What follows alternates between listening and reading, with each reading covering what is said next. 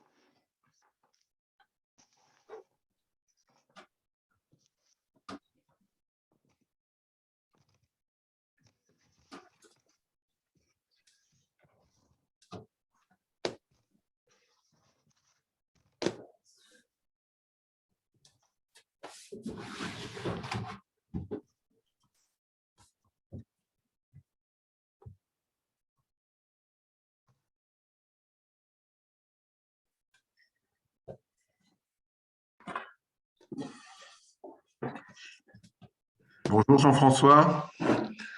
Bonjour Stéphane, ça va? Ça va très bien, merci. Bonjour à tous. Bonjour. Avant de faire les présentations, je vais demander à chacun, notamment à Madame Soulier, si vous voulez bien couper votre micro pour pas qu'il y ait d'interférence. Et maintenant, on est hélas habitué au visio de ne l'allumer que lorsque vous intervenez, de façon à éviter les interférences et les bruits de fond. Je vous remercie.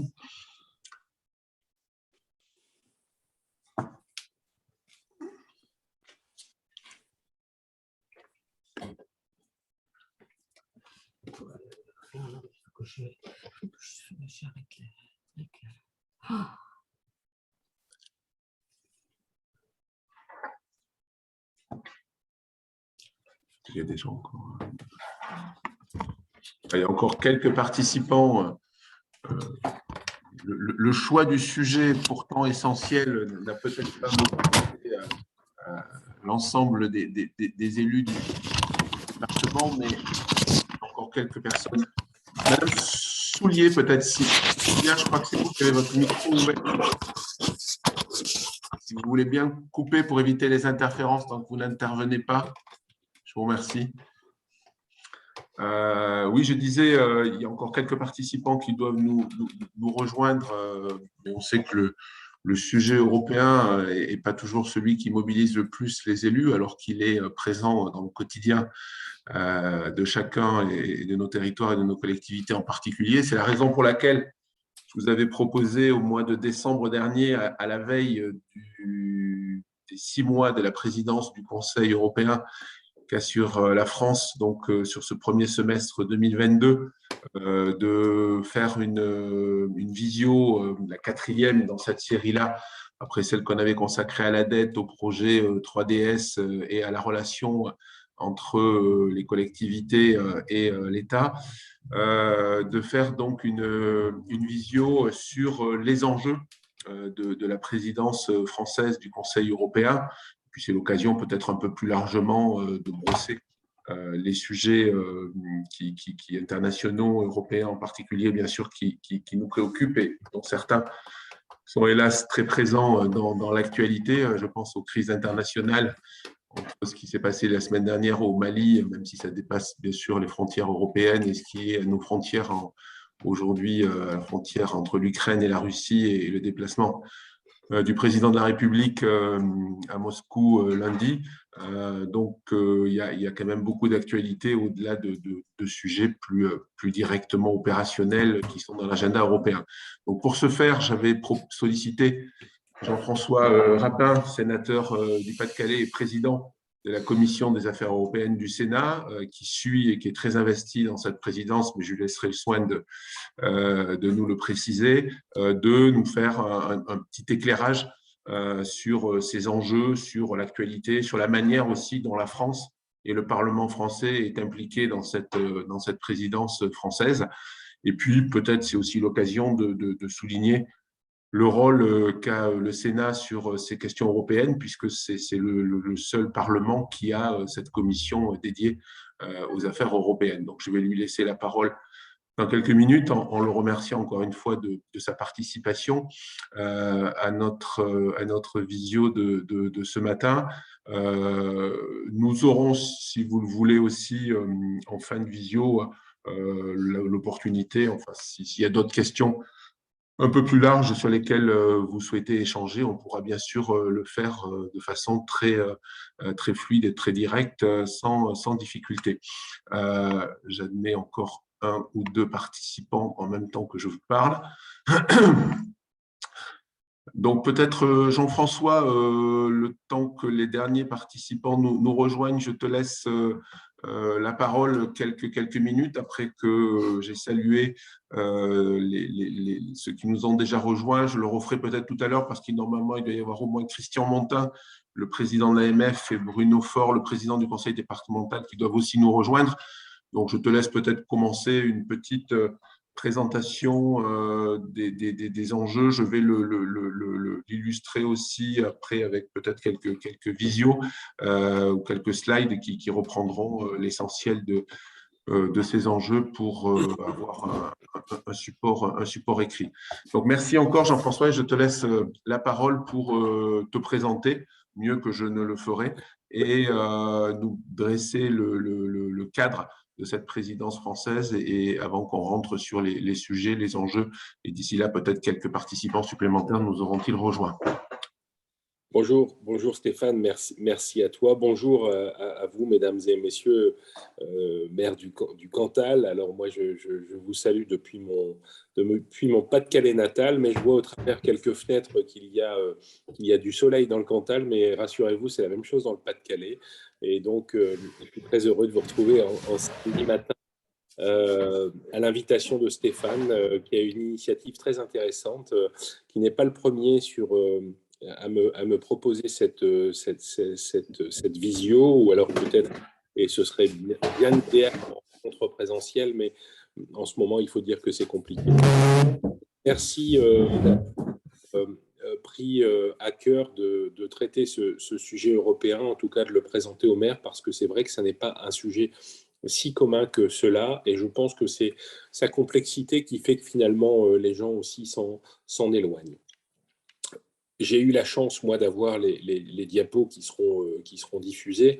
Ça me permet de caler mon propos parce que, en fait, vous parlez de l'Europe et de la Commission des affaires européennes du Sénat. Ça pourrait me prendre plusieurs jours, surtout en ces moments d'actualité très forte. Mais Stéphane a bien calé le dispositif.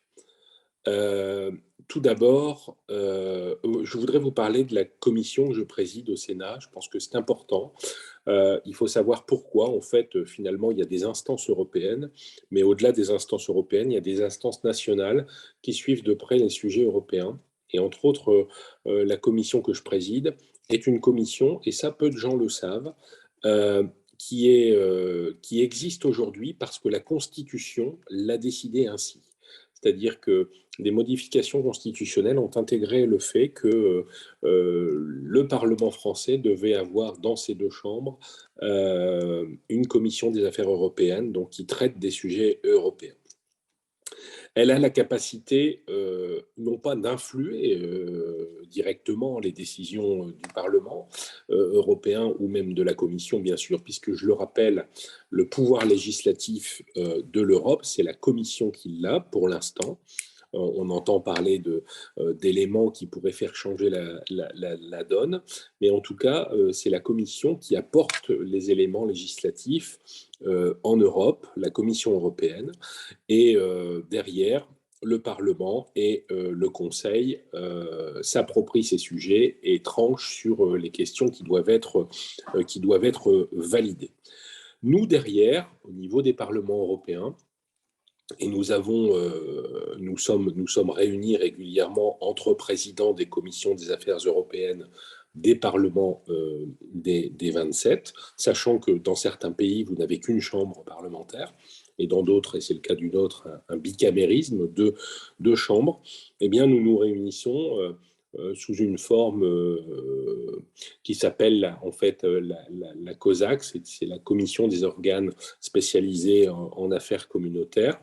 Et nous produisons, alors très peu, mais moi je souhaite que pendant cette présidence où j'ai avec mon homologue de l'Assemblée nationale la présidence de la COSAC, en ce temps de présidence française, nous voulons faire modifier les choses et rendre ces commissions beaucoup plus actives.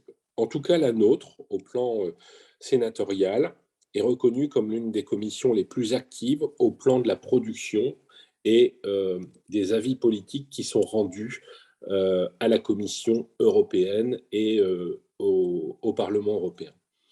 Pour tout vous dire, nous avons 3 modes d'action. L'avis politique, qui est un avis simple et qui peut être rendu à la Commission sur un texte ou sur une résolution. Le rapport d'information, c'est-à-dire que nous pouvons nous saisir de tout texte et d'établir un rapport. J'ai des rapporteurs sur de nombreux sujets dans ma commission. Et en dernier lieu, la proposition de résolution européenne, qui est vraiment là, un avis porté par le Sénat tout entier, qui a été travaillé par la Commission des affaires européennes et qui est validé pour être porté par le Sénat auprès des instances européennes. Et ces propositions de résolution européennes ont la force de pouvoir quelquefois amender, voire changer, alors pas intégralement, mais en tout cas au moins amender certains textes européens. La présidente de la Commission européenne, Ursula von der Leyen, est venue récemment au Sénat et nous a sympathiquement dit, mais fermement, que le Sénat français était l'une des chambres, alors elle a dit dans le top 10, qui était les plus actives en matière de production à l'égard de la Commission et du Parlement européen. Moi, je pense qu'on est plus dans le top 3, mais néanmoins, c'est mon avis personnel. Mais au regard du travail qui est produit, si vous voulez, nous arrivons quelquefois à remettre raison dans certains textes européens. Voilà pour la présentation de ma commission. Donc, ce sont des membres des différents groupes. Hein. C'est une commission qui est paritaire au plan politique. Ce sont les groupes qui désignent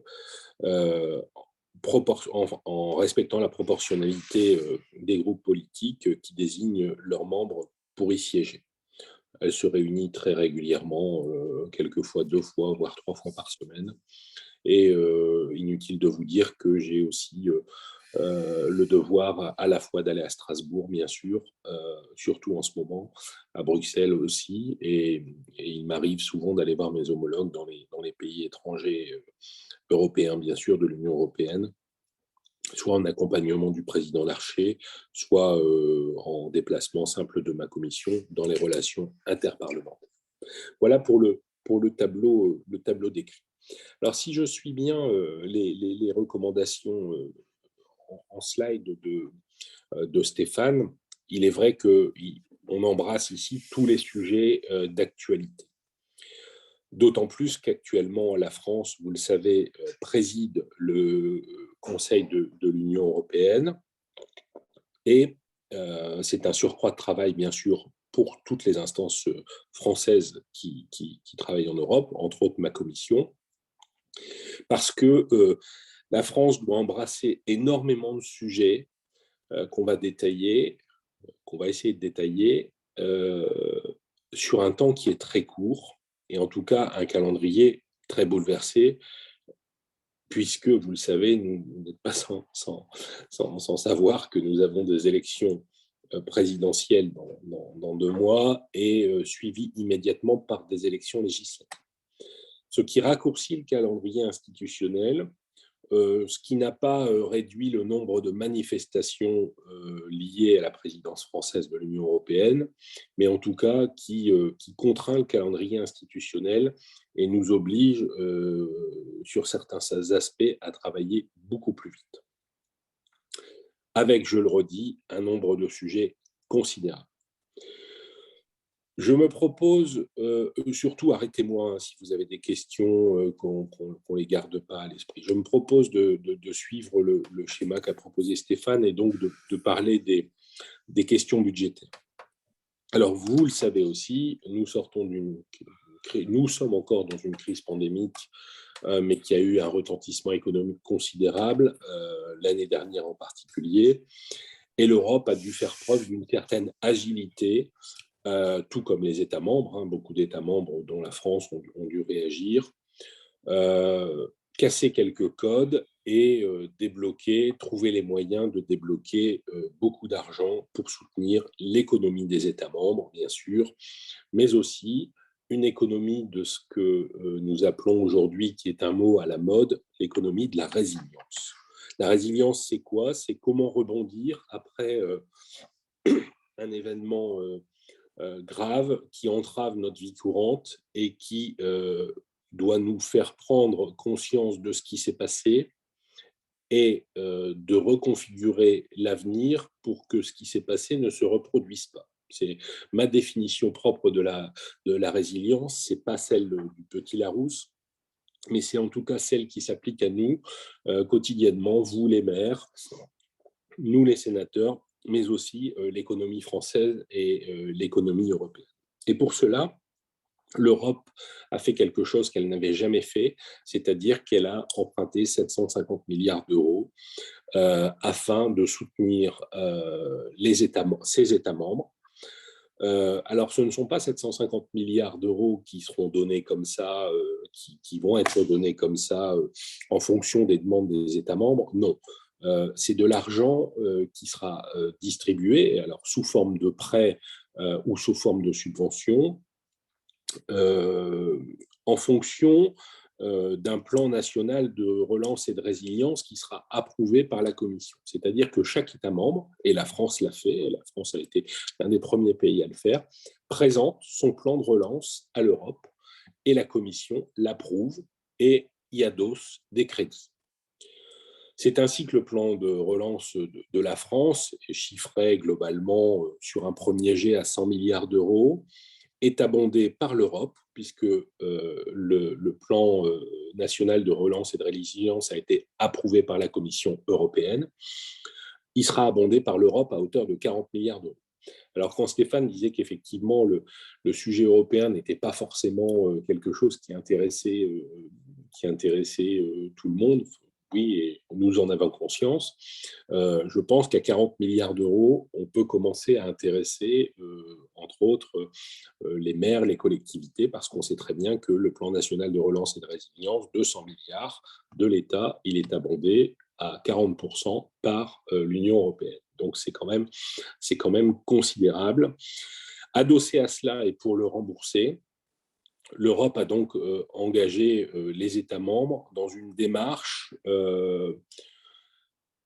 alors consensuelle, oui, parce qu'il a fallu obtenir à la fois l'accord des États membres pour mettre en place le plan de relance, mais aussi pour y adosser les recettes potentielles qui devraient rembourser ce grand emprunt. Et là, c'est plus compliqué. Et là, c'est plus compliqué puisque, vous le savez, les ressources propres, elles vont s'acquérir au fil du temps. En tout cas, cet emprunt devra commencer à être remboursé en 2027. Alors, si nous n'avons pas acté la grande partie des ressources propres qui nous permettront de rembourser cet emprunt en 2027, ça veut dire que les États membres devront contribuer par leur budget respectif qu'ils distribuent à l'Europe à une augmentation forcément pour pouvoir rembourser cet emprunt. Donc il est impératif que ces ressources propres définies par l'Union européenne, et entre autres parmi elles une qui est clairement définie parce qu'aujourd'hui très médiatisée, c'est la taxe carbone aux frontières. Et cette taxe carbone aux frontières devrait rapporter entre 15 et 30% du montant global de ce qu'il est prévu de rembourser. Sauf que, on sent très bien qu'aujourd'hui, l'accord sur ce qui était une vision optimiste de la captation de la taxe carbone aux frontières est en train de s'effriter, notamment dans notre relation franco-allemande, où on sent très bien que les Allemands, qui ont une industrie très exportatrice, mais aussi pas forcément si bio que ça, et donc plutôt très carbonés, ne sont pas d'accord parce qu'ils y verraient là une atteinte forte à leur capacité d'exportation. Donc, il y a vraiment une réflexion qui est menée. Les Allemands disent qu'ils sont pour la taxe carbone, mais probablement pas à des taux tels qu'elle était définie préalablement. Donc, il y a une discussion qui est entamée à l'échelle européenne, très dense, bien sûr, parce que tout le monde a conscience que si on échoue déjà sur ce grand dispositif, on aura forcément des difficultés à rembourser ce grand emprunt de la relance. Vous me direz, c'est pareil partout, même au niveau des États membres. Les 100 milliards d'euros injectés dans l'économie par la France, disons plutôt 60 milliards, seront des milliards qu'il faudra un jour ou l'autre rembourser. Donc, on a quand même une réflexion très, très importante à l'échelle nationale, bien sûr, sur les éléments budgétaires du pays, mais aussi aujourd'hui, et on ne voyait pas le coup venir à l'échelle européenne. Pour vous donner un ordre d'idée du budget européen, le budget européen qui est voté pour 6 ans, en fait, ce n'est pas le budget annuel, c'est ce qu'on appelle le cadre financier pluriannuel. Pluriannuel, pourquoi? Parce qu'il est voté pour 6 ans.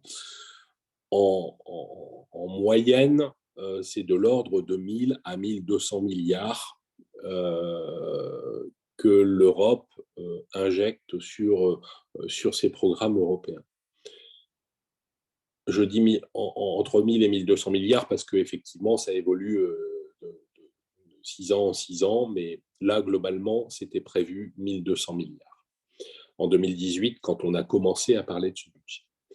Il a été abondé par le plan de relance, et donc on arrive aujourd'hui à un budget approximativement à quelques milliards près, et je souris quand je dis quelques milliards près, parce que c'est vrai que on a l'impression qu'on les gère comme des billets de 10 euros, mais c'est à peu près ça, et en tout cas quand le budget tombe, il est à quelques milliards près. C'est à peu près là, donc le budget, le contrat pluriannuel, c'est à peu près 2000 milliards d'euros, pour les 6 ans à venir. Donc vous voyez, c'est quand même conséquent, et ça doit forcément inonder les 27 États membres, plus les pays émergents et ayant candidaté, qui reçoivent quelquefois des petites aides pour pouvoir leur permettre d'accéder finalement au Graal qui pour eux est l'Europe. Donc ce sont des pays qui sont en dehors de l'Union européenne, mais qui bénéficient quelquefois de certains crédits pour pouvoir accéder et et se mettre en conformité avec les demandes qu'ils font pour intégrer l'Europe dans un futur, à mon avis, qui n'est pas proche. Voilà pour les aspects budgétaires et ressources propres. Alors, sur la France en particulier, si on y revient et si on revient à ces 40 milliards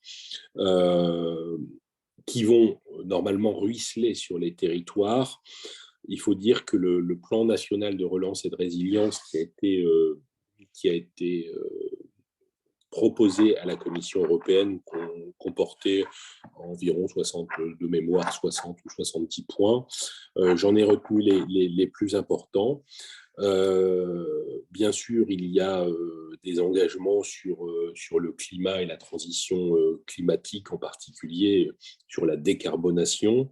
Et un des points principaux, c'est celui de la rénovation énergétique des bâtiments qui a été proposé à la Commission et retenu. Bien sûr, la décarbonation de l'industrie, c'est un sujet très important qui a été soumis et qui est vraiment soutenu par la Commission européenne. Plusieurs éléments aussi sur l'emploi. Alors en France, c'est des mesures qui sont prises sur la rénovation et l'évolution de Pôle emploi. Les aides aux apprentis, c'est vraiment quelque chose qui est appréhendé aujourd'hui par l'Europe, par nos États bien sûr, mais aussi aujourd'hui qui est intégré dans le logiciel européen pour l'emploi. L'apprentissage est quelque chose qui est reconnu au sein de tous les États membres de l'Union européenne. Et bien sûr, la recherche et l'innovation sont des sujets qui font partie de ce plan de résilience. Et en dernier lieu, et c'est peut-être le premier, c'est le développement du numérique à l'échelle française, bien sûr, mais aussi à l'échelle européenne. Donc le numérique dans les administrations, le numérique dans les entreprises. Enfin voilà, donc on est vraiment soumis à la sauce numérique, mais il y a une volonté forte de voir se développer cela. J'aurais dû commencer par là. Si nous, le bleu, blanc, rouge est souvent associé à liberté, égalité, fraternité. Là, le bleu, blanc, rouge porté par la présidence française de l'Union européenne, c'est relance, résilience et appartenance. Donc, c'est les trois mots qui sont portés par la présidence française. Relance, et je viens de vous décrire des grands éléments du plan de relance. Résilience, et je vous ai donné ma propre définition de la résilience et vous voyez qu'on est en plein dedans. Et l'appartenance parce que aujourd'hui, les instances européennes considèrent, et ça c'est un fait qui est avéré, qu'il est important que les citoyens de chaque État se sentent plus européens que jamais. Voilà. Alors, ça a des notions sur lesquelles on reviendra tout à l'heure et des engagements politiques, à mon avis, qui sont en train de se radicaliser au sein de l'Europe, mais on devra vraiment être attentif à cette question. Et si la question d'appartenance intervient aujourd'hui, je pense que ça n'est pas dénué d'ambition et d'envie politique de certains États, voire de certains politiciens de la faire évoluer. Voilà. Pourquoi, Jean-François, peut-être t'interromps une seconde, qu'on passe les deux autres slides sur l'essentiel des sujets, de façon à ce qu'ensuite on soit surtout sur l'interaction et des questions par rapport aux points qui intéressent le plus les différents participants, si tu veux bien. Avec plaisir. Donc voilà pour tout le volet financier. Donc la deuxième, tu passes ta slide suivante. D'accord. Alors, sur les enjeux de la présidence française, bien sûr, on aura dans les premiers enjeux importants à traiter. Alors, on n'arrivera pas à les traiter pendant la présidence française, même s'il y avait une ambition forte là-dessus. C'est la gestion des frontières et de la politique migratoire. C'est un sujet essentiel. Alors, je ne sais pas si vous le ressentez dans le Cantal, mais moi, ici, dans le Pas-de-Calais, nous sommes aux premières loges de ce qu'est la problématique migratoire.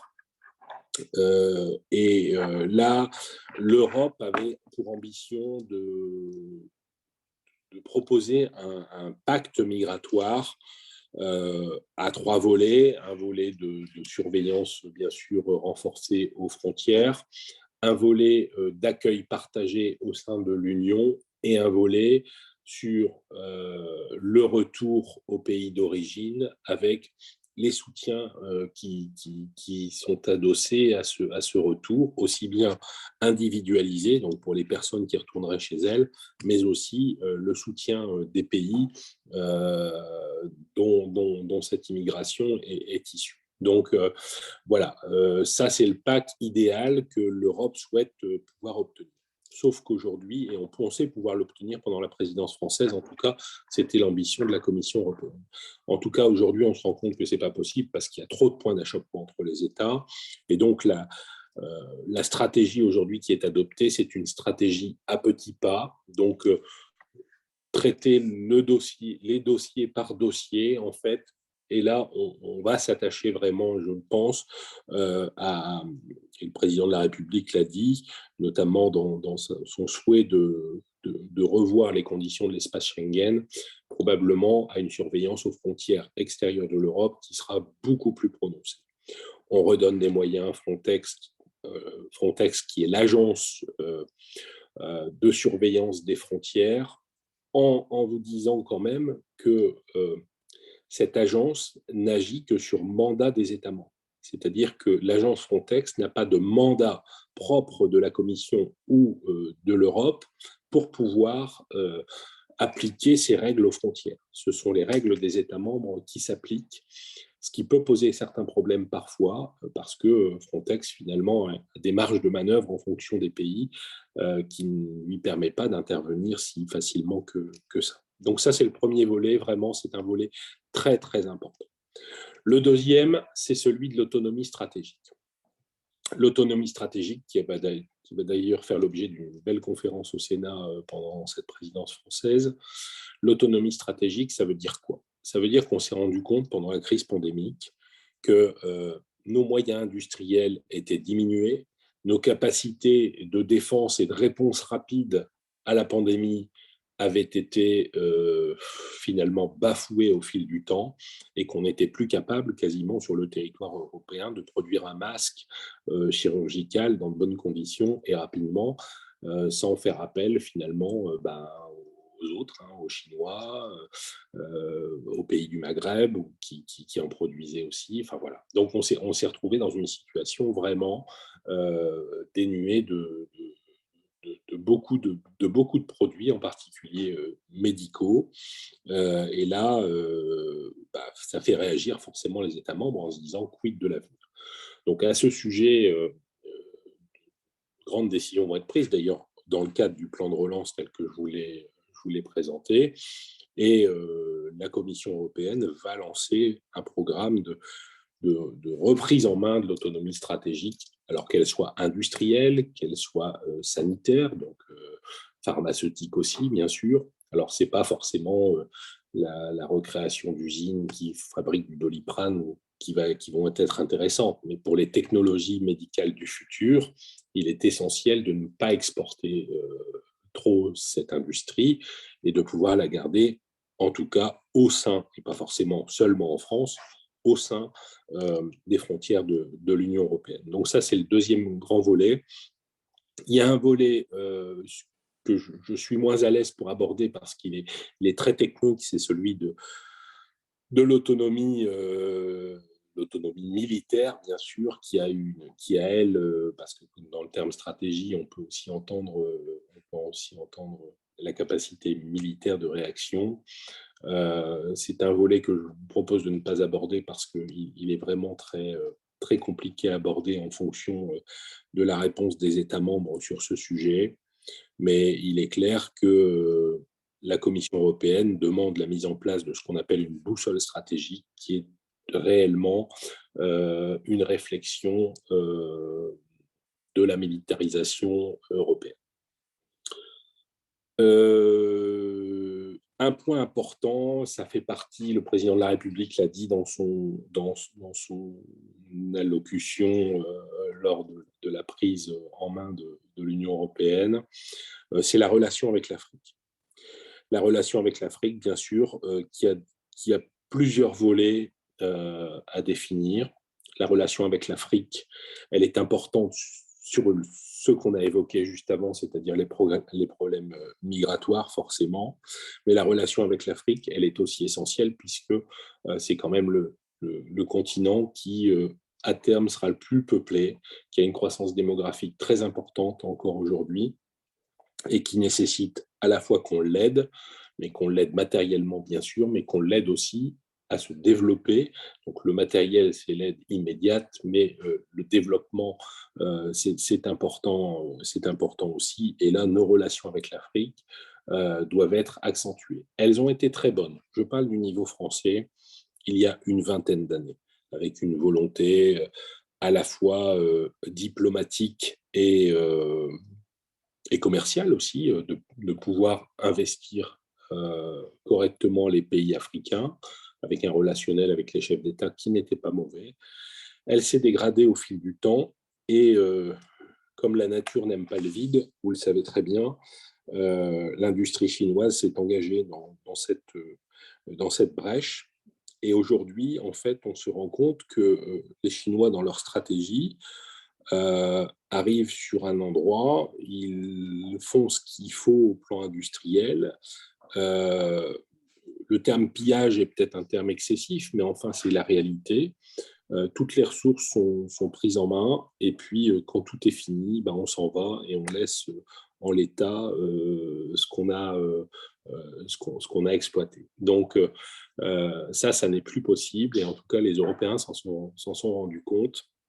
Et il est grand temps de revoir une politique, en tout cas concertée, mais certainement stratégique avec l'Afrique, raison pour laquelle c'est un des enjeux importants. Je continue sur la slide et je fais le tour. On y reviendra parce que je pense qu'il y a peut-être des questions sur l'agriculture, sur la PAC. Il y a des éléments, mais ça, je le laisse à votre sagacité. On en parlera peut-être au titre des questions. Sur les valeurs, je vous parlais d'appartenance tout à l'heure. L'appartenance, ça a un sens au niveau européen. En tout cas, les instances européennes veulent lui donner un sens, sachant que on y associe à l'appartenance aussi des valeurs essentielles, et entre autres celle qui est portée par l'état de droit. Et l'état de droit a une définition qui est simple, hein, qui repose sur trois piliers. C'est le respect de la personne, c'est le respect et l'indépendance de la justice, et c'est le respect et l'indépendance de la presse. Donc, on a trois piliers là qui, en fonction des États membres, et pas les nôtres, mais en fonction de certains États membres, sont parfois reconnus par les autres comme défaillants. Et là, on a un travail de fond à faire sur la façon dont se sont forgés certains États membres, dont l'histoire les a forgés, et nous devons avoir une réflexion sur pourquoi notre notion à nous de l'état de droit n'est pas forcément la même que, je pense, chez les Polonais ou chez les Hongrois.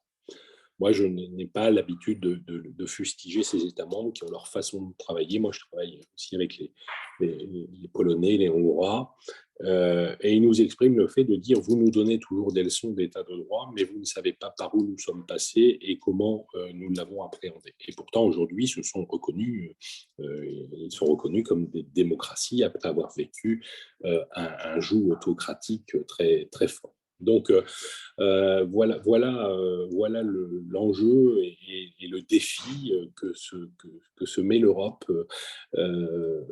durant cette présidence française. Mais à mon avis, c'est un défi qui va durer dans le temps, et nous devons l'appréhender chacun avec nos sensibilités, bien sûr, mais aussi avec un devoir de compréhension qui n'est pas le propre de tous, hein. Donc là-dessus, je pense que nous avons beaucoup de chemin à faire.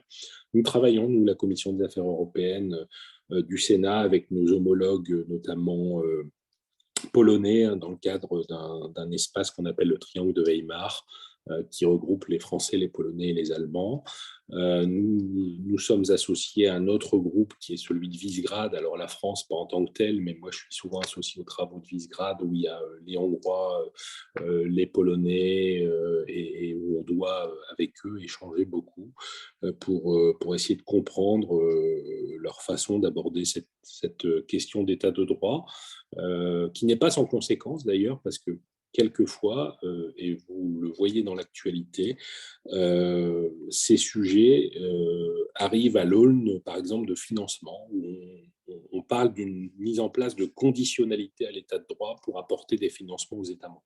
Alors là, je ne vous dis pas les discussions qu'il peut y avoir entre les uns et les autres. On a connu un Brexit parce que les Anglais n'étaient pas contents de la condition réservée à leur égard par l'Union européenne. Il ne faudrait pas qu'on connaisse un jour un Polexit, tel qu'il a été présenté, ou un Hongrexit, mais en tout cas, voilà, le Brexit ayant été un choc, mais je me propose d'y revenir si vous souhaitez me poser des questions. Voilà, j'ai fait 25 minutes, donc je pense que c'est largement suffisant pour un propos personnel. Merci beaucoup, Jean-François. Effectivement, le sujet est large et donc l'ambition, c'était de donner quelques éclairages, de mettre quelques balises sur ce chemin-là et sur les enjeux de la présidence, mais forcément en les mettant en perspective, puisqu'on sait bien que ça ne commence pas au début des 6 mois et ça ne s'achève pas à la fin des 6 mois. Donc, tout ça s'inscrit dans la durée.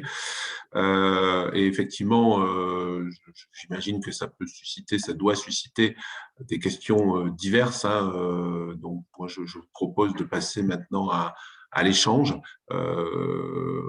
Prenant des questions, on est une petite vingtaine, donc on doit pouvoir assez facilement se signaler et partager les questionnements qui peuvent d'ailleurs appeler des échanges interactifs parce qu'on peut être sur des sujets très, très larges qui sont du niveau des idées, des perspectives et de l'ambition européenne ou des sujets plus ponctuels sur tel ou tel domaine d'action du champ européen dans notre vie quotidienne ou nos politiques publiques.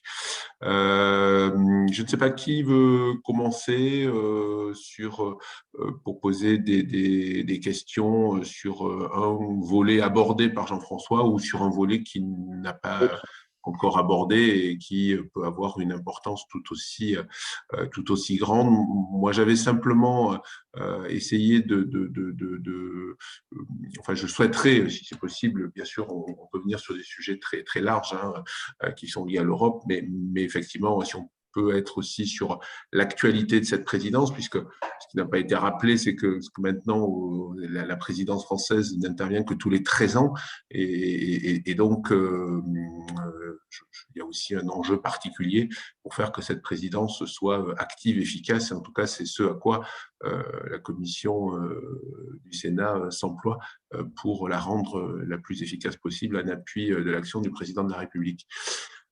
Voilà, vous vous signalez, soit je vous vois en levant la main ou avec l'icône, comme vous le voulez. Qui est-ce qui souhaite débuter les questions? Patricia? Oui, Patricia Rochès.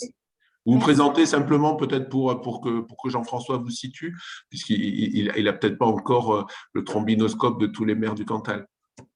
Et puis surtout la géographie du Cantal qui m'intéresse. Bonjour et merci de votre intervention. Donc, Patricia Rochette, je suis maire de Corin, ça ne va pas vous parler, je suis juste à côté de Saint-Flour, donc une des sous-préfectures du Cantal, située sur l'A75. Ma question, c'était sur un sujet qui n'a pas été abordé et qui nous concerne dans un département agricole, c'est la PAC, la politique agricole commune. Est-ce que vous pouvez nous en donner les dernières nouvelles? Merci. Alors, je ne l'ai pas abordée volontairement, même si elle était au schéma proposé par Stéphane, parce que je savais que la question allait venir chez vous. Alors, sur la question de la PAC aujourd'hui, d'abord, le conjoncturel. Moi, je suis très inquiet. Je suis très inquiet parce que, en fait, la PAC telle qu'elle nous est présentée aujourd'hui, Et ces chiffres ne nous ont jamais été donnés. Seule une étude américaine a été faite. On a eu quelques chiffres de l'Union européenne. Mais globalement, au travers de cette PAC, on va avoir une baisse de la production agricole. C'est indéniable. C'est indéniable. Entre 10 et 15%. L'étude américaine nous disait 15, les autorités européennes nous rassurent en nous disant 7-8, mais nous, on a nos propres chiffres et on fait nos propres chiffres, et on pense qu'entre 10 et 15% de baisse de production. Donc, on se bat là-dessus. Je pense que le ministre est sincère quand il, lui aussi, se bat là-dessus. Le problème, c'est qu'il arrive trop tard. Il arrive trop tard parce que les discussions de la PAC, elles se sont faites il y a 3-4 ans. Et c'est à ce moment-là, globalement, qu'on aurait dû pouvoir avoir les bons créneaux et qu'ils n'ont pas été portés. Je pense qu'on a eu une absence claire de la France sur ces sujets, ce qui fait qu'on a laissé faire des commissaires européens. Je ne citerai pas de nom, même si je les ai en ligne de mire, mais des commissaires européens qui ont finalement inclus dans leur état d'esprit, dans leur idéologie, cette notion de décroissance agricole.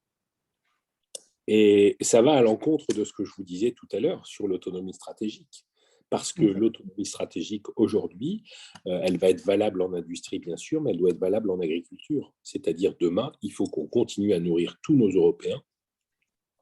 Et la décroissance, elle commence aujourd'hui, puisque vous le savez, si vous suivez l'agriculture de près, c'est la première année qu'en termes de commerce extérieur agricole, nous sommes déficitaires.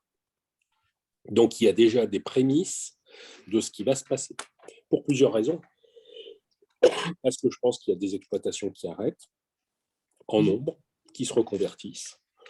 Et puis, les agriculteurs vont très vite comprendre quelque chose, c'est qu'on va leur demander d'investir plus pour aller vers une agriculture très verte. Hein, c'est le principe de farm to fork, de la ferme, de la ferme à la fourchette. Et que cette volonté de verdir l'agriculture, qui n'est pas néfaste en soi, qui est quelque chose de responsable, va provoquer dans ces exploitations probablement des investissements complémentaires. Donc moi, je ne suis pas un grand économiste, je ne suis pas non plus un grand chef d'entreprise, mais je fais fonctionner ma petite boutique libérale et je me dis que si demain mon chiffre d'affaires baisse parce que ma production baisse et que je dois investir plus, je vais avoir un vrai problème. Ou je suis capable de compenser par l'endettement, mais avec des perspectives d'endettement qui ne me rassurent pas sur l'avenir, ou alors je ferme ma boutique parce que je comprends très bien qu'elle va très vite défaillir. Donc là, la transition qu'on demande aux agriculteurs, et je rappelle, et je le dis souvent au ministre, hein, puisqu'on l'auditionne assez souvent dans notre commission, je dis souvent au ministre, monsieur le ministre, trouvez-moi une profession à qui on ait demandé autant de choses depuis 30 ans, d'adaptation aux critères et aux normes européennes, et à qui on va en demander encore plus. Ça, il n'y a pas de réponse à ça. Il y a les pêcheurs, bien sûr, mais les pêcheurs, ils ont compris, ils commencent à arrêter en masse en se disant, de toute façon, il n'y a pas d'avenir dans notre métier. Moi, je ne veux pas qu'on fasse à l'agriculture ce qu'on a fait à l'industrie il y a 20 ans. Donc, on se bat avec nos armes, mais le seul problème, c'est que je pense que la bataille est très mal engagée, puisque les éclaireurs n'étaient pas bons. Les éclaireurs n'étaient pas bons. Et on n'a pas eu l'expertise qu'il aurait fallu il y a plusieurs années pour nous dire attention, cette PAC va forcément vers une baisse de la production agricole. Moi, j'ai ça en ligne de mire. On va voir quand elle va être mise en place ce qu'elle va impliquer sur la production agricole. Si je me trompe, tant mieux, je serai le plus heureux des hommes. Et si j'ai raison, je serai le plus malheureux des hommes parce que ça voudra dire qu'on va aller vers une décroissance progressive de l'agriculture. Voilà. Donc, j'ai pas de bonnes nouvelles en la matière, mais pour moi, l'affaire est faite et il va falloir s'adapter à cette vision d'une PAC qui n'est quand même pas l'idéal. Je pense qu'on va rester sur le sujet, peut-être en prolongeant la question. Je vois Bernard Berthelier qui lève la main et peut-être aussi Michel Tessé-Doux, mais en tout cas Bernard Berthelier, j'ai vu, et ensuite Michel. Je vous propose d'intervenir l'un et l'autre et Jean-François, tu reprendras la parole ensuite. Sur ce sujet-là, peut-être on passera après à d'autres sujets, mais c'est effectivement pour nous, pour le Cantal, un sujet essentiel. Bernard. Dans le Pas-de-Calais aussi, vous savez. Oui, oui, bien sûr, bien sûr, bien sûr. Et pour la France en général, d'ailleurs. Bien sûr. Oui, merci tout d'abord de prendre de votre temps pour être avec nous. Merci à Stéphane aussi. Bernard Berthelier, bon, je suis premier adjoint à la ville d'Aurillac, mais toujours très intéressé par la question agricole, tellement elle est importante pour notre département, mais aussi du coup pour la ville aussi. J'aurais voulu juste une petite précision par rapport à ce que vous avez indiqué quand vous dites que les éclaireurs n'étaient pas bons. Parce qu'il me semble quand même que beaucoup d'agriculteurs alertent depuis de nombreuses années sur la question que vous évoquez, quoi. Si vous pouviez préciser un petit peu, s'il vous plaît. Merci. Je pense, je réponds tout de suite, et c'est facile. Quand je dis que les éclaireurs n'étaient pas bons, ce n'est pas les agriculteurs que je cible. C'est les politiques qui nous ont défendus à Bruxelles. C'est eux que je cible. Face à des commissaires qui n'ont comme ambition que la décroissance agricole et qui n'avaient que comme objectif cet objectif de farm to fork. Farm to fork, c'est idéaliste, c'est angélique, c'est sympathique. Ce matin, j'entendais, je me lève tôt et il y avait une chronique d'Europe 1 sur le bio, avec toutes les difficultés que rencontre le bio aujourd'hui. Le fait que depuis que le bio est en place, on n'a pas réussi à réduire les coûts de production, qu'aujourd'hui on est dans une situation d'inflation et de baisse de pouvoir d'achat et que tout le monde lâche le bio. Donc vous voyez que sur des visions sympathiques, sérieuses, je n'en doute pas, mais finalement sans avenir économique, on se trouve aujourd'hui biaisé. Et tous ceux qui, moi je pense à tous ceux qui ont investi fort dans le bio. Il va falloir qu'ils tiennent bon, et espérons que le cap de l'inflation, le gouverneur de la Banque du Trésor français nous dit que cette période inflationniste devrait pas durer longtemps. Moi, j'écoute les chefs d'entreprise et j'ai l'impression que c'est plutôt le contraire. Hein. Donc, voilà. Moi, je pense que les éclaireurs, ce n'est absolument pas les agriculteurs que je vise. C'est le pouvoir politique qui, à un certain moment, a défailli, et il faut être très, très présent dans les institutions européennes pour pouvoir défendre son bout de gras. Il faut y être tout le temps, tout le temps, tout le temps. Avant de laisser la parole à Michel Tessé-Doux, juste pour encore préciser ce point sur les éclaireurs, pour que ce soit aussi très, très, très clair pour chacun, il ne s'agit pas forcément des responsables de la période actuelle, mais c'est quelque chose qui s'inscrit sur une période plus ancienne. Ça s'inscrit dans le temps. Dans le temps, voilà, pour être bien précis sur ce point. Michel, je te laisse la parole. Mets ton micro, Michel, on ne t'entend pas.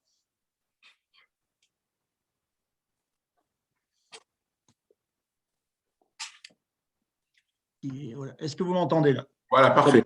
Merci beaucoup Stéphane d'avoir organisé cette rencontre avec cet invité de très grande qualité que je salue et que je remercie pour la qualité de son exposé très global. Et sur la question plus particulière de la PAC, moi je voudrais témoigner en tant qu'ancien dirigeant agricole. J'étais président du CNGA entre 1984 et 1988. Et j'ai connu la période où on a fait rentrer le dossier agricole à l'OMC. Ça s'est passé à Punta del Este. C'était François Guillaume à l'époque. Je pense que c'est une erreur éminemment stratégique qui a contribué à une perte d'autonomie en matière de souveraineté alimentaire et qui va se poursuivre et que nous allons payer très, très cher. Donc, on ne peut pas considérer que l'agriculture est une marchandise comme un produit industriel parce qu'elle relève du vivant et parce qu'elle est soumise aux aléas du climat et il ne faut pas lui faire supporter les aléas du marché international parce qu'il y a tellement d'agriculteurs dans le monde qui n'ont pas de tracteur et qui vivent avec $1 par jour qu'ils ne peuvent pas, que l'on ne peut pas mettre en concurrence avec une agriculture aussi industrielle que celle des États-Unis et aussi performante que celle de l'Europe. Donc, moi, je pense qu'il y a eu des graves erreurs de commises par le passé qu'il va falloir réparer en rendant du pouvoir économique aux agriculteurs. On a abandonné la politique des prix, on est sorti de l'esprit du traité de Rome, on a abandonné la préférence communautaire, on a abandonné la solidarité financière et l'état financier que vous avez décrit de l'Europe va exacerber les nationalismes et les individualismes. Donc, il va falloir qu'on s'attache à des choses très pragmatiques et très concrètes. Sur le bio, vous avez raison, mais croire que le bio permettrait de réduire les coûts de production est une ineptie idéologique, parce que quand on fait du bio, par définition, les coûts de production sont supérieurs, et quand le bio est confronté au prix du conventionnel, il n'y a pas d'avenir économique pour le bio. Donc, franchement, que d'erreurs commises. Alors maintenant, comment s'en sortir? Mais je crois qu'il faut que nous acceptions de reconnaître que nous sommes passés d'une économie de la production à une économie de la consommation, où le pouvoir se décide par celui qui commet l'acte d'achat. Et l'acte d'achat, c'est toujours le moins de 10 ans dans le caddie de la ménagère. Donc, si on ne concentre pas la mise en marché par, je m'excuse, je suis un peu long, mais je termine, par le fait qu'on peut créer un rapport de force équilibré qui est l'exact contraire de ce qui s'est passé en 2008 lorsqu'on a dérégulé le commerce et qu'on a voulu lutter contre l'inflation après le choc de la crise bancaire. On a massacré les valeurs ajoutées des agriculteurs en écrasant les prix de la production. On ne s'en sortira pas. Donc, il me semble que le soutien économique de la PAC doit être mis au service de la reconquête économique de la valeur ajoutée du monde agricole. J'en reste là. Par contre, je suis très heureux de vous avoir entendu parler d'une Europe qui a créé, me semble-t-il, un acte fondateur en s'endettant pour une souveraineté européenne au service du soutien des économies des États membres qui la composent. C'est peut-être là-dessus qu'il faut valoriser cet acte politique en disant que ce n'est pas la dette qui doit nous préoccuper, mais c'est ce que pourrait nous rapporter cette dette. C'est pour ça, oui, j'entends, en fait, il n'y a pas de question réelle dans votre démarche, mais elle est tout à fait logique. En plus, avec l'expérience que vous avez dans le temps, je ne peux qu'abonder. Le passage de l'économie de production à l'économie de consommation, ça, on en a tous conscience. Le problème, c'est que je pense que l'économie libérale et la gestion libérale, hyper libérale de l'Europe pendant de nombreuses années a aussi été un écueil. Voilà, revenons au fondement de l'Europe. Et tous les dirigeants européens aujourd'hui s'en rendent compte, si vous voulez. C'est-à-dire qu'on est allé dans un libéralisme extrémiste. Moi, je suis plutôt de vocation libérale, mais je ne crois pas à ce point-là. Pas à ce point-là. Et ça nous a piégés. Sur le dernier point, vous me parliez de l'emprunt, oui, bien sûr, un acte fondateur. Alors attention, hein, qu'on soit bien clair, politiquement, ça ne doit pas être un acte fondateur nous incitant à aller vers une forme de fédéralisme européen. Moi, je suis très, très attaché aux États-nations, au sein de l'Union européenne, mais que l'on défende des enjeux partagés. Et là, c'était un enjeu vraiment partagé parce que la crise pandémique avait touché toute l'Europe. Je pense que c'était important d'avoir cet acte réactif et cette réaction européenne. C'est pour ça que je l'ai défendu au Sénat. D'ailleurs, Stéphane le sait, ce n'était pas un débat si facile que ça. Hein. Même au sein de notre groupe politique, il y a eu un partage des idées sur le sujet. On a été solidaires, François. Comment ? On a été solidaires. Ah oui, bah, la commission des finances a été solidaire, la commission des affaires européennes a été solidaire, mais parce que j'y croyais vraiment dans le sens que vous l'évoquez vous, c'est-à-dire un acte de réaction à une crise européenne, et ça c'était important de dire que vous voyez, l'Europe peut être présente. Et je pense qu'elle le sera hein, dans certains domaines. Hein. Moi j'ai beaucoup d'échanges avec Thierry Breton, je sais que sur le développement du numérique, sur la question spatiale aussi, hein, on doit faire très attention à tout ce qui se passe. Hein. On ne peut pas laisser l'espace simplement aux Chinois, aux Américains et aux Russes. Hein. On doit avoir une vision parce que tout va venir de là-haut. Hein. Tout va venir de là-haut dans quelques années. Donc, on doit être très, très attentif. Puis, je passe la parole à David Perral. Bonjour, merci Stéphane et merci Monsieur Rapin de cette intervention. Moi j'ai une question. Alors, je suis un jeune élu, c'est mon première expérience de maire. Je suis dirigeant d'entreprise, donc je vais réagir sur la partie qui est agriculture, plus en tant que citoyen. La question de l'autonomie alimentaire, elle ne me semble pas essentielle pour le pays, elle me semble juste vitale. On a pu s'apercevoir des problématiques quand on n'arrive pas à produire localement les médicaments. Donc, c'est un sujet qui est au cœur. Aujourd'hui, si on fait un constat, et encore, je le dis, je ne suis pas un spécialiste de l'agriculture, mais il me semble que la valeur ajoutée, aujourd'hui, elle est partie depuis plusieurs années dans la notion dans les machines agricoles, elle est partie au niveau des industriels, au niveau de l'engrais, elle est partie au niveau des banques, elle est partie au niveau de la distribution. Et si on arrive à réaffecter de la valeur aux producteurs, c'est peut-être un moyen de récupérer cette autonomie alimentaire. Pour le coup, ma question, c'est comment est-ce qu'on peut faire pour réamener cette valeur au niveau de celui qui a la valeur ajoutée, celui qui produit et celui qu'on peut avoir à côté de chez soi. Les prix. Les prix. C'est le travail sur les prix, c'est le travail sur la relation entre les plateformes grossistes et les intermédiaires.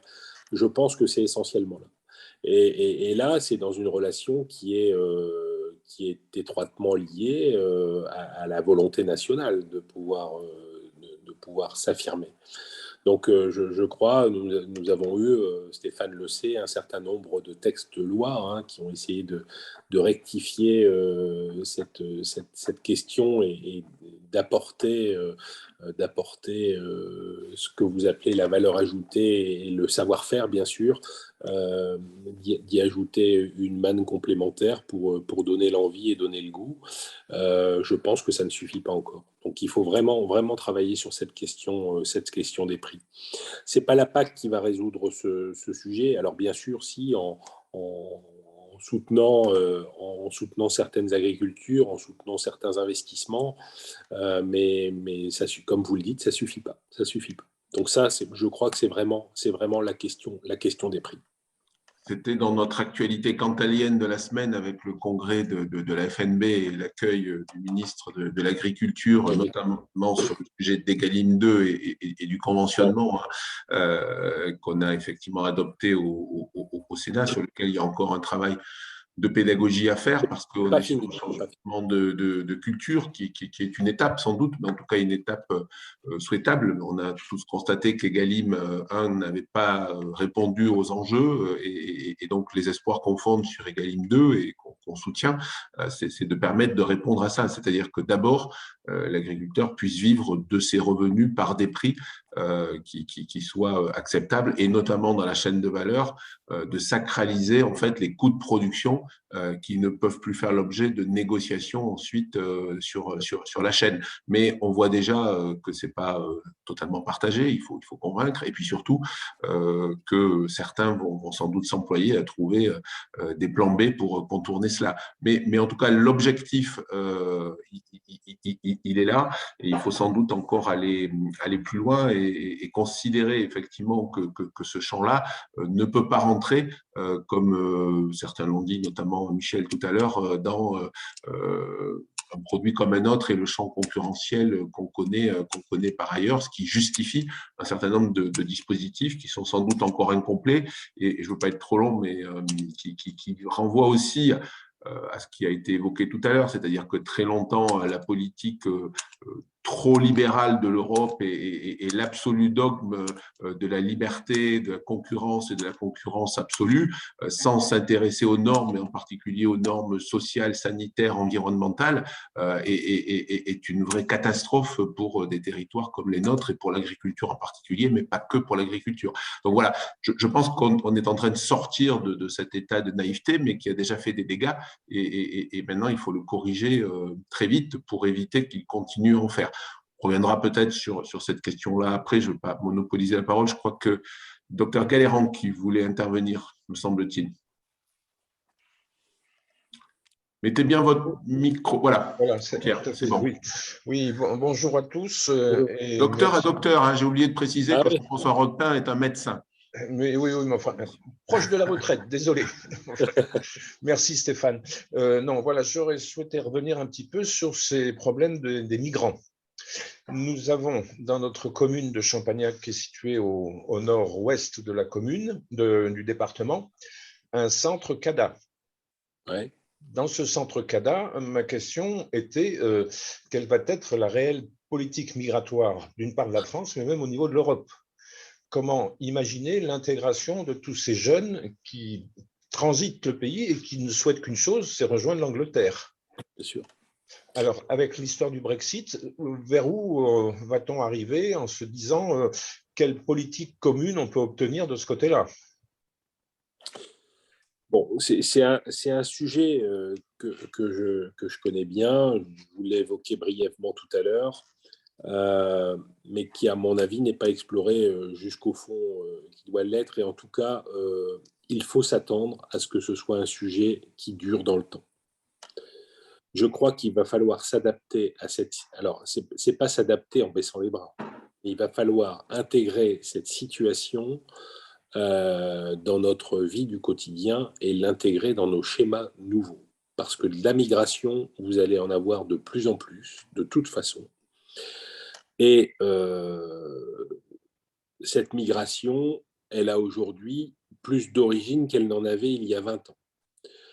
On avait des migrations de demandes d'asile il y a une vingtaine d'années, c'est-à-dire que dans les pays où ça chauffait un peu, où les gens voyaient leur vie en difficulté ou mise à mal, ils partaient. Ça a été le cas à l'époque où on a signé les accords du Touquet, puisque la majeure partie de ces gens voulaient migrer en Angleterre, et nous avons eu l'historiquement triste avec les camps de Sangatte qui ont été démantelés, puis ensuite la jungle de Calais qui elle-même a été démantelée. Je vous le dis, hein, humainement, il faut l'avoir vu pour comprendre ce que c'est. C'est un drame humain, c'est un drame humain réel. Quelquefois, on me dit on ne peut pas accueillir toute la misère du monde. Je suis tout à fait conscient de cela.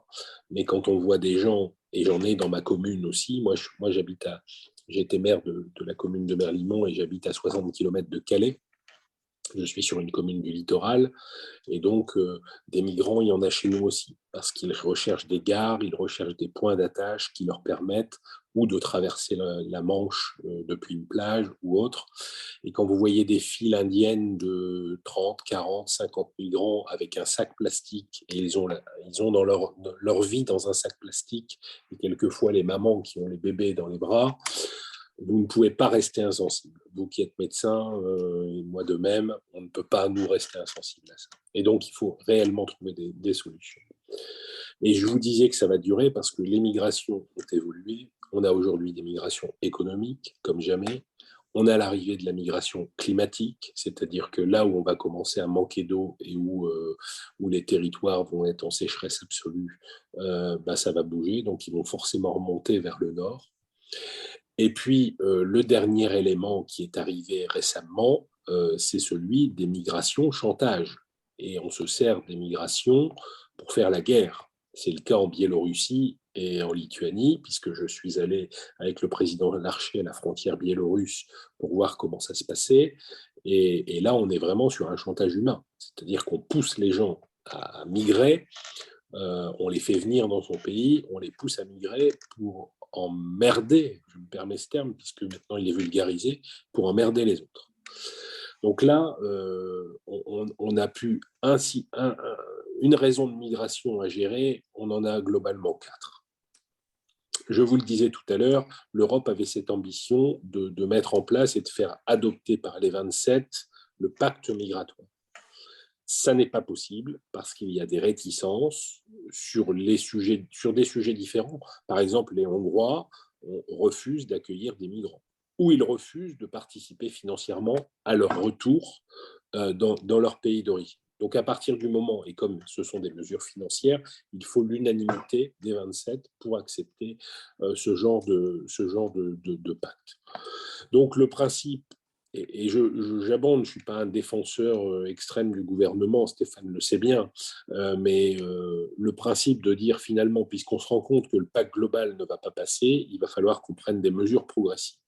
Donc les mesures progressives, et à mon avis l'une des premières mesures à reprendre, c'est vraiment d'augmenter le système de protection aux frontières extérieures de l'Europe. C'est essentiel. Il faut recréer des zones d'étranglement où l'on peut gérer cette immigration. On ne peut plus laisser passer n'importe où, n'importe comment, pour plusieurs raisons.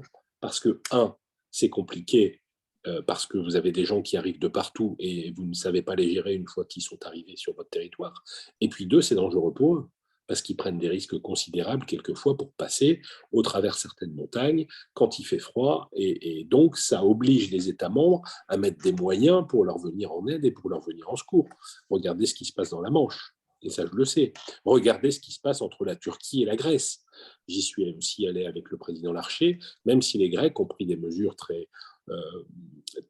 rigides, mais aussi très efficaces pour éviter qu'il y ait des morts en mer Égée.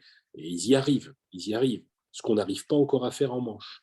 Donc, vous voyez, je pense que c'est un problème qui ne va pas se régler comme ça.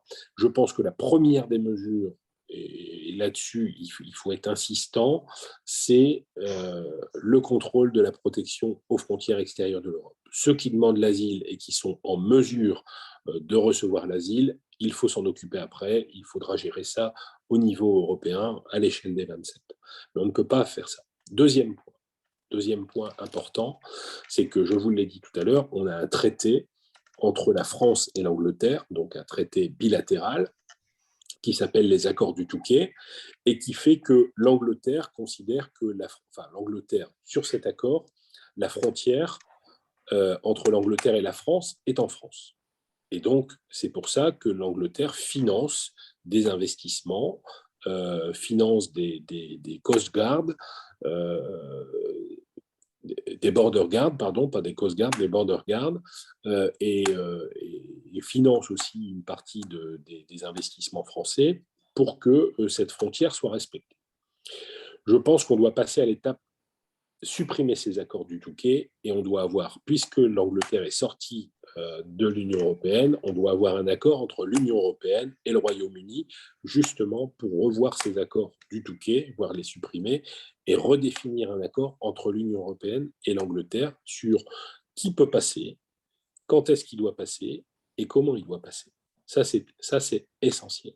Et ça évitera ces traversées intempestives, ces moyens considérables qu'il faut mettre de surveillance. Je ne sais pas si certains d'entre vous ont déjà pris le tunnel sous la Manche ou si certains d'entre vous connaissent le passage à Calais. C'est 3 rangs de barbelés, c'est 2 grands rangs de grillage, c'est quelquefois des murs. Ce sont des miradors avec caméras, pas avec des hommes, et puis alors des mises en place de technologies, de caméras partout, ça coûte un fric considérable. Tout ça pour surveiller des gens qui mettent leur vie en danger, mais aussi pour protéger les entreprises qui sont sur ces territoires-là, parce que les transporteurs camionneurs, à chaque fois qu'ils doivent réparer leur benne arrière parce qu'un migrant a essayé de passer, ça leur coûte aussi des sous. Donc voilà ce que je veux vous dire. Moi, je ne suis pas pessimiste en la matière, simplement, on est sur une question d'adaptation et ce phénomène migratoire, on ne l'arrêtera pas. Donc, il faut le maîtriser. Merci, mais si je peux me permettre peut-être, enfin là, on est plus sur le niveau européen, au niveau national. Est-ce qu'il y a une prise, disons, d'acceptabilité différente? Parce que j'en reviens à notre cadre local, où Oui. tous les 15 jours, 3 semaines, c'est des nouveaux migrants qui sont hébergés, qui repartent, ils n'ont aucun avenir local, dans le sens où ils n'ont pas d'intégration à la vie sociale, ils n'ont pas de possibilité d'activité économique, professionnelle sous une forme ou sous une autre, parce qu'on est dans une région rurale complètement éloignée de tous les autres pôles. Alors, est-ce qu'au niveau national, on peut imaginer une autre façon d'héberger ces personnes, donc une politique un petit peu plus intégrationniste, si on peut dire? Moi, là-dessus, j'ai pas de réponse directe. Ce que je peux vous dire, c'est que je le sais pour l'avoir vécu et pour continuer à le vivre dans le Pas-de-Calais, c'est qu'en fait, il a été pris acte au niveau national que tout ne pouvait pas se régler sur le département du Pas-de-Calais, donc mon département, et donc il y a eu le souhait de répartir en fait cette problématique sur tout l'État, sur toute la France. C'était le seul moyen de ne plus voir la jungle et Sangatte, où il y avait quand même près de 10 000 personnes à chaque fois sur ces territoires-là. Donc imaginez-vous, vous imaginez dans votre commune quelques migrants qui, sans bouleverser la vie, finalement, n'arrivent pas à s'intégrer. Mais quand vous avez 10 000 personnes dans une ville de 100 000 qui ont recréé leur village et qui ne sont pas intégrés du tout, c'est aussi un choc. Donc moi, je ne sais pas quelles sont les mesures qui sont envisagées et les perspectives. Je pense qu'elles sont extrêmement liées aux mesures européennes qui vont être prises. Je pense que c'est extrêmement lié à ça. Et c'est ce que souhaite la France. Et là, j'abonde. C'est qu'en fait, la solidarité, alors la solidarité, elle est partagée quand même, hein, avec les Grecs, avec les Allemands, mais tous les États membres ne partagent pas cette solidarité. Et il faudrait, au-delà de ce qu'on voit en France, c'est-à-dire une répartition nationale, c'est en fonction du nombre de migrants, avoir une répartition européenne. Tout au moins pour ceux qui ne peuvent pas passer en Angleterre et qui ne seront jamais qui n'iront jamais en Angleterre. Merci. Moi, à la frontière lituanienne, et j'en termine là, c'est anecdotique, mais ça vous décrit un peu le contexte. J'étais avec Gérard Larcher à la frontière lituanienne-biélorusse, nous visitions un camp donc d'accueil des migrants qui venaient de passer la frontière. Et donc, ils les accueillent, ils ont des capacités d'accueil sur un espace qui accueillait à peu près 1500 personnes. Et le chef du camp lituanien m'explique et me dit que ces gens ne connaissent qu'un seul mot en français, c'est Calais. C'est-à-dire que depuis la frontière biélorusse, qui est pour nous très très loin, ces gens ne connaissaient qu'un mot, c'était Calais en français. Et ils ne demandaient qu'une chose, c'était Calais. Parce que leur passeur leur avait dit, vous allez à Calais. Voilà. Donc là aussi, sur le trafic humain, on a aussi beaucoup à dire. Et là, la France, bon, on a évolué, on prend des mesures, les procureurs sont très durs, mais dès qu'on chope un passeur, il faut vraiment exterminer son activité. Merci. Merci. Je ne vais pas rebondir. On comprend bien que l'enjeu européen est majeur si on veut trouver des réponses partagées. Ensuite, il y a effectivement le quotidien et les situations françaises. Moi, juste un mot sur les CADA. Ça pose effectivement plusieurs difficultés parce qu'il est clair que les personnes qui rejoignent les CADA qu'il y a dans des territoires comme les nôtres, c'est absolument pas leur choix et leur volonté n'est pas là. Après, on peut comprendre la répartition qui a été proposée, mais simplement ça crée des contraintes, des charges pour des collectivités qui ont fait cette démarche d'accueil, qui sont pas toujours prises en compte par les pouvoirs publics. Et je le vois, par exemple, aujourd'hui où on est dans le travail de la préparation de la carte scolaire.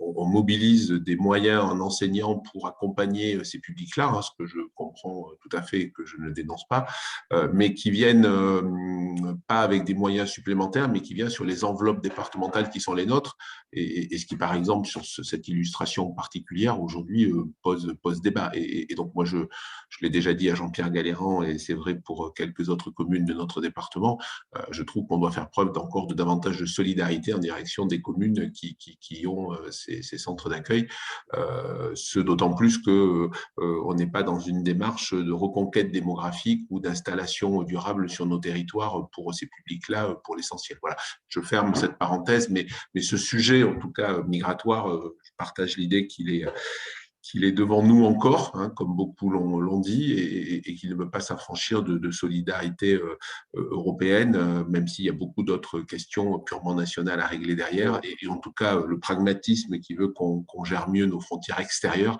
me semble être effectivement une démarche qu'on peut que soutenir aujourd'hui, qui est mise en œuvre dans le cadre de la présidence française. Et j'espère qu'elle aboutira. Alors, il faut qu'elle aboutisse, et notamment, je le disais, c'est pas finalement sur une question question des moyens de Frontex, c'est sur une question d'intervention de Frontex. Frontex n'intervient que, je l'ai dit, sur mandat national, c'est-à-dire seul un État membre va dire à Frontex ce qu'il peut faire. Ce n'est pas la Commission qui va dire à Frontex ce qu'elle peut faire. Et là, il faut vraiment une évolution. Merci Stéphane. Merci. D'autres questions d'autres participants ou de ceux qui ont déjà posé des questions mais qui souhaitent en poser d'autres sur d'autres sujets? Il nous reste encore un quart d'heure en tout cas ou 20 minutes avant qu'on libère Jean-François si vous le voulez, s'il y a des sujets que vous voulez aborder. Y compris, je trouve aussi très intéressant l'approche sur les valeurs, hein, puisqu'on voit bien que le sentiment européen, l'intégration européenne, les valeurs est souvent le sentiment que l'Europe est plus un frein ou une contrainte parce qu'on a parfois surtransposé en France ou en tout cas on fait porter à l'Europe les responsabilités de certains freins et à l'inverse, quand elle accompagne des projets, on ne le souligne pas toujours suffisamment. Voilà, ça fait partie aussi, je pense, de notre rôle à partir du moment où on a cette conviction que de porter ce message. Je vois que François Dannemans a levé la main, je lui donne la parole et après Michel Tessé. Oui, merci Stéphane. Moi, je pense que c'est quand on parle d'Europe qu'on aime l'Europe, qui nous paraît toujours très lointaine, même si dans nos communes, parfois, c'est notre communauté de communes qui nous paraît lointaine, mais là, vous voyez, c'est encore une strate supplémentaire. On a parfois des difficultés à appréhender les questions européennes. Mais ceci dit, la meilleure preuve ce matin, c'est que quand on est élu, on doit être généraliste. Hein, évidemment, on peut être plus ou moins, attiré par tel ou tel sujet selon le métier qu'on exerce, comme l'agriculture, mais il est évident que l'Europe, elle nous concerne tous. Alors moi, j'aimerais en fait aborder le point de l'Europe sociale. Il y a eu un socle de droits sociaux qui ont été proclamés, je pense que c'était il y a déjà au moins 5 ans, un sommet qui était à Göteborg, et j'aimerais savoir le rôle que peut avoir la présidence française. On a parlé d'une discussion sur les salaires minimaux adéquats dans l'Union, et aussi sur l'égalité des rémunérations entre les hommes et les femmes. Alors, avez-vous des éléments sur le sujet, sur un agenda ou un calendrier particulier? Oui, très bonne question que j'aurais pu évoquer aussi, puisque ça fait partie des enjeux de la présidence française.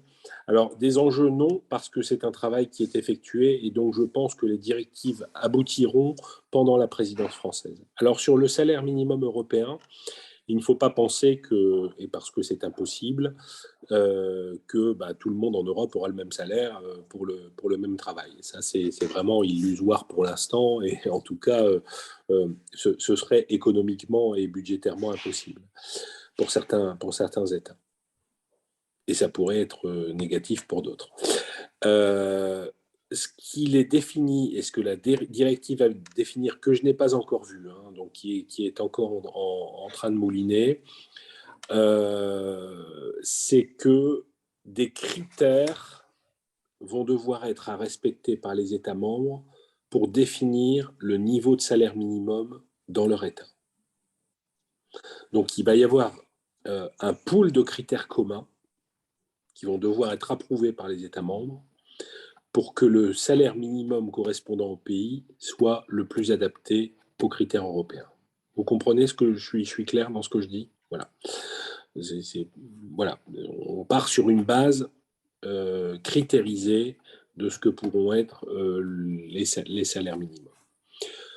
Sur la question de l'Europe sociale, il y a un événement dont je ne vous ai pas parlé actuellement, qui est celui de la conférence sur l'avenir de l'Europe, donc qui est en marche depuis maintenant 1 an, mais on a perdu 6 mois à effectuer la gouvernance. Moi, je suis représentant, nous sommes 4 représentants français des parlements nationaux à y participer. J'ai été désigné par Gérard Larcher pour représenter le Sénat français.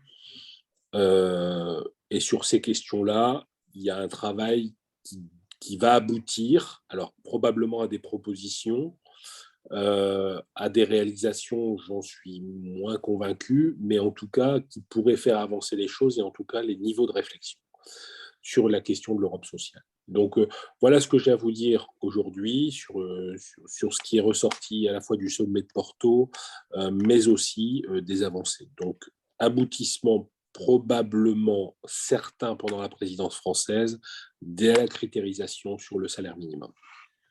L'égalité homme-femme, il y avait dans la question oui, aussi, Jean-François. Oui, c'est la même chose. Ce sera dans le même paquet de mesures. D'accord. Ce sera le même paquet de mesures. Merci. Michel Tessé-Doux?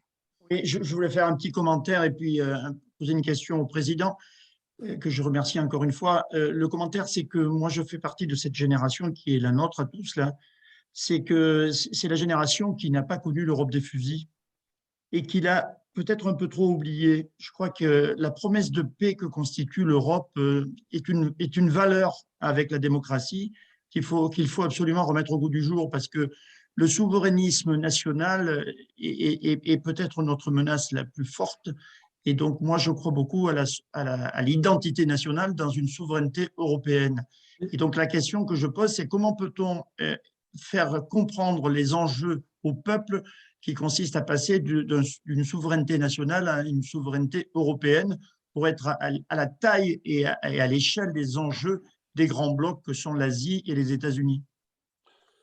C'est peut-être en prenant des mesures de base, comme celle que je viens d'exposer, hein, qui est la critérisation pour le salaire minimum, en faisant comprendre que finalement, on a chacun nos spécificités nationales et qu'elles doivent être respectées. Ça j'insiste là-dessus parce que je pense aussi que la vision d'une... Alors, vous utilisez le terme souveraineté qui est le bon, mais d'une fédéralisation serait explosif pour l'Europe parce que franchement, même s'il y a des gens qui poussent dans cette ligne-là, notamment les Allemands, hein, ça va être un vrai sujet avec les Allemands, je trouve que ce n'est pas un sujet, c'est un sujet qui devrait être beaucoup plus dans notre campagne électorale nationale, mais pour l'instant, on n'en entend pas parler.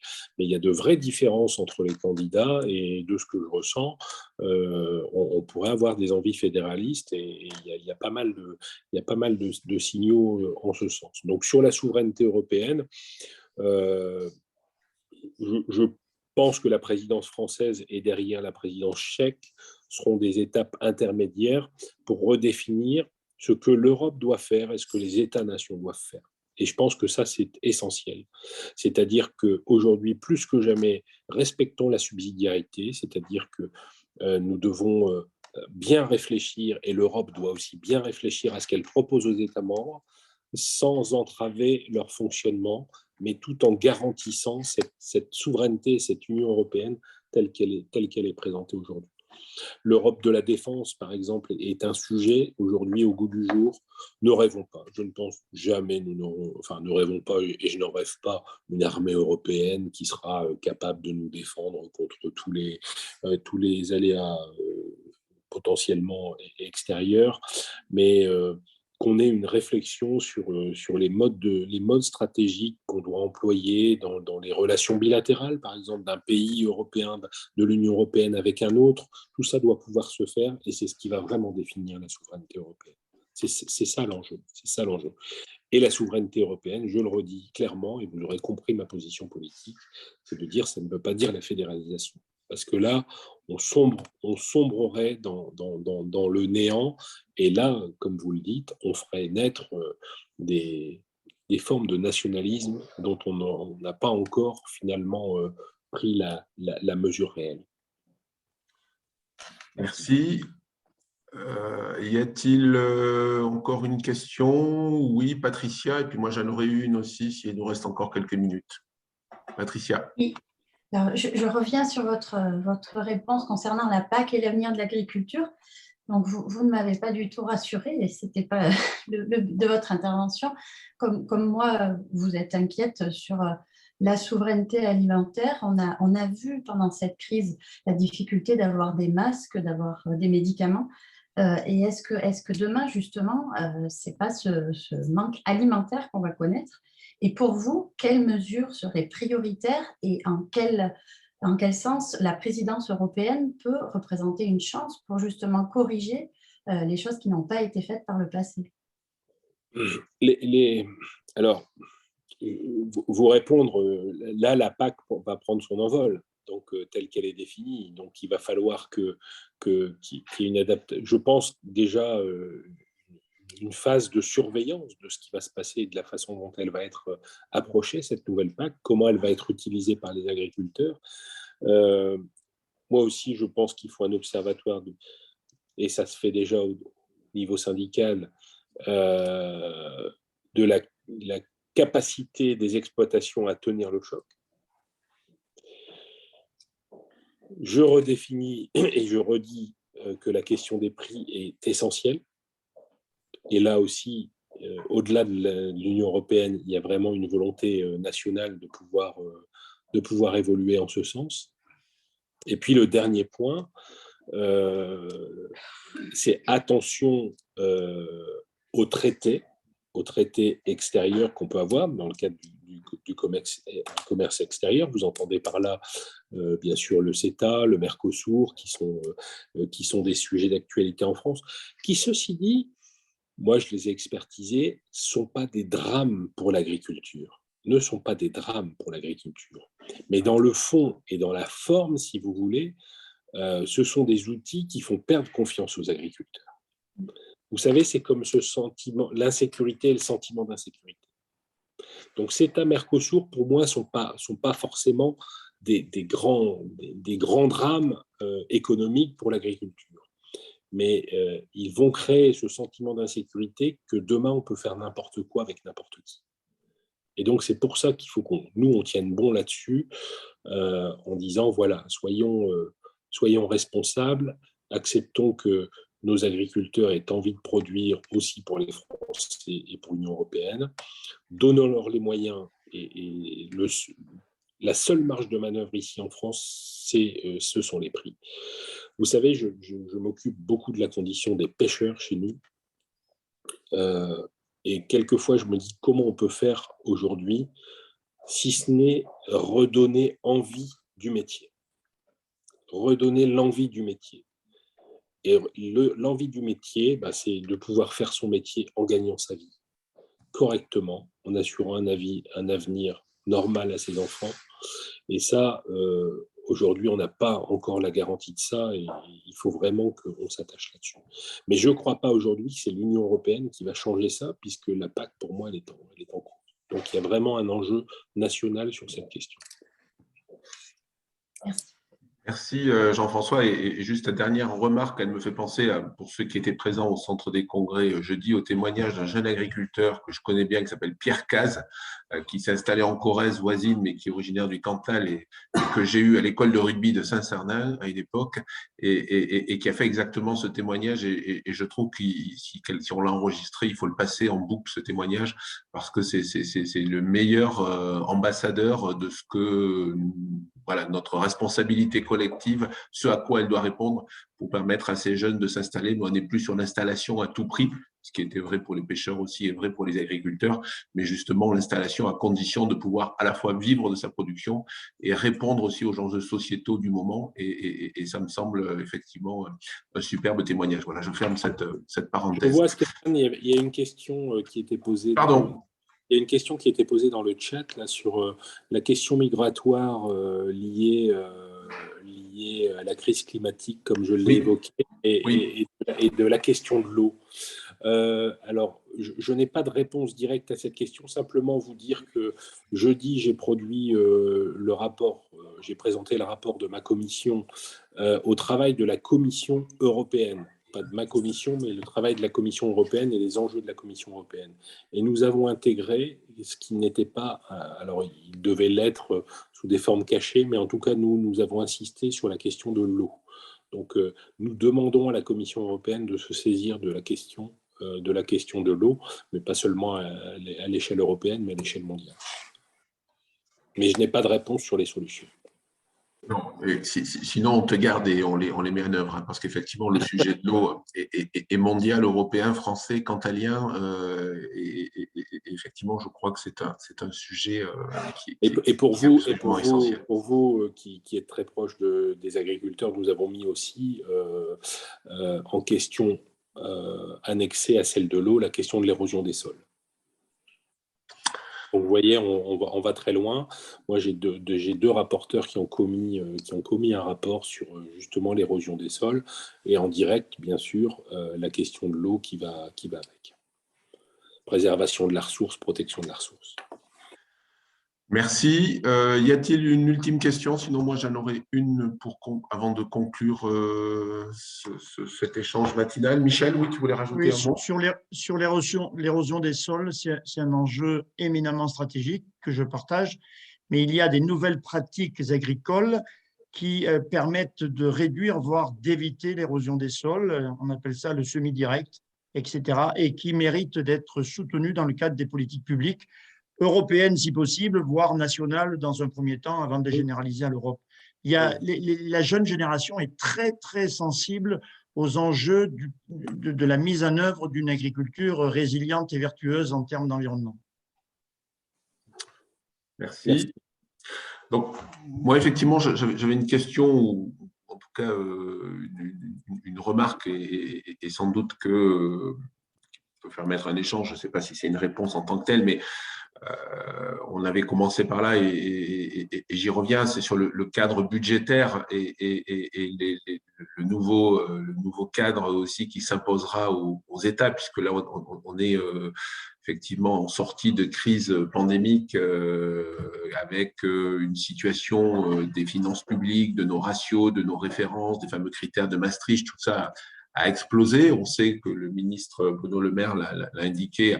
Il y a un travail qui est engagé pour définir le nouveau cadre budgétaire européen, les nouvelles conditions aussi dans lesquelles chacun pourrait s'inscrire. Il est bien évident qu'on ne peut plus être sur les mêmes références, et ça a été évoqué tout à l'heure dans le débat, en particulier la question de l'investissement, elle est majeure, et on ne peut pas avoir des critères qui seraient trop comment dire, fermés par rapport à cela. À l'inverse, on sait aussi qu'on est dans un environnement qui est en train de bouger, que ce que la BCE était en capacité de faire, elle ne pourra pas durablement le faire au regard de l'inflation en particulier qui est en train de s'installer.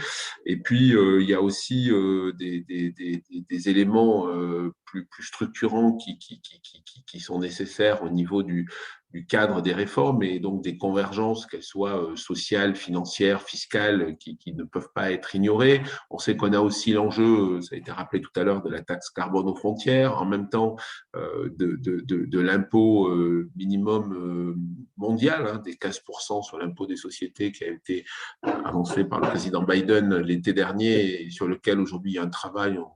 On y était encore cette semaine en commission des finances au Sénat sur la manière dont ça va être transposé dans les différents États, avec bien évidemment une complexité extrême. Bref, ma question, elle est autour, je rajoute aussi sur des charges. Certes, on ne va pas aller vers une défense européenne, mais à l'inverse, des pays comme la France qui ont des charges plus conséquentes dans ces domaines-là, comment peuvent-elles être prises en compte dans des critères d'analyse des budgets qui ne sont pas les mêmes pour un pays, je vais être très caricatural, comme le Luxembourg ou comme la France. Comment ces questions-là commencent à être évoquées, abordées, et dans quel calendrier on s'inscrit pour avoir notre nouveau paradigme budgétaire européen, si je puis dire.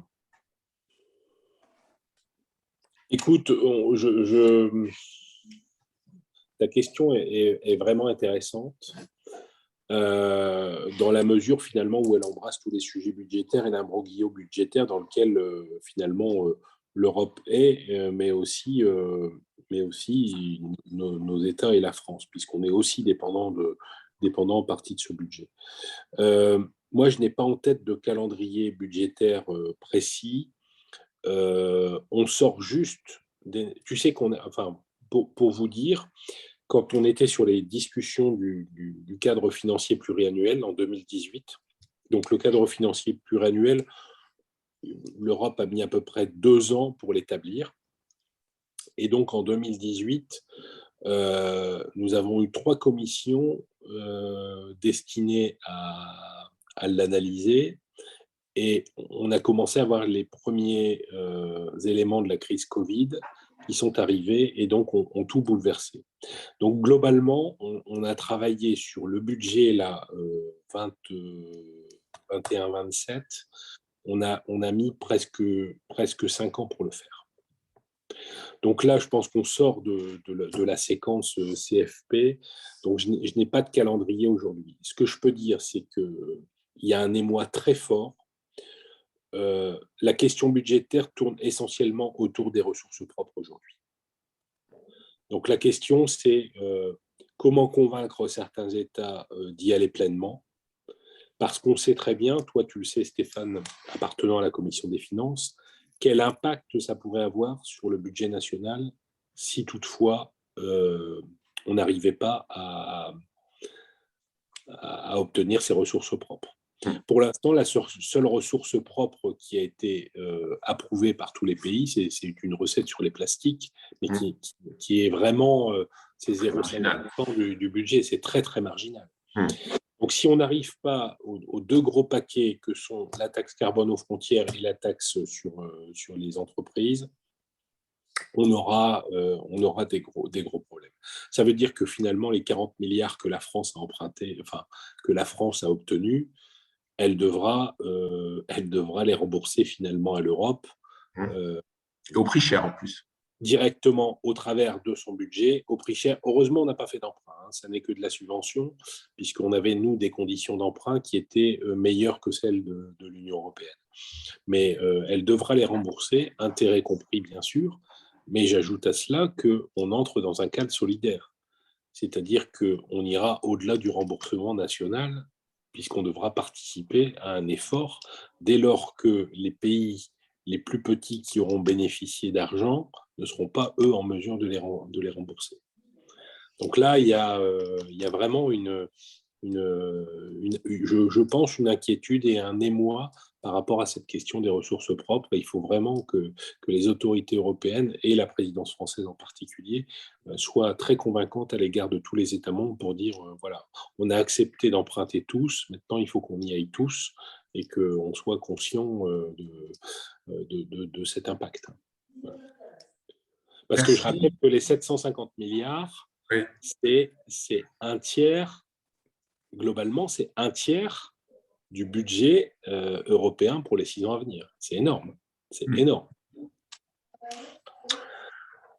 Merci Jean-François. Ça nécessitera sans doute un deuxième rendez-vous pour prolonger et aller plus loin. Et sur place. Et sur place, voilà, c'est ça. C'est moi qui n'ai pas voulu qu'il fasse 800 km ce matin. Je me suis dit qu'on décalerait ça pour une rencontre encore avec un peu plus comment dire, un programme un peu plus étoffé.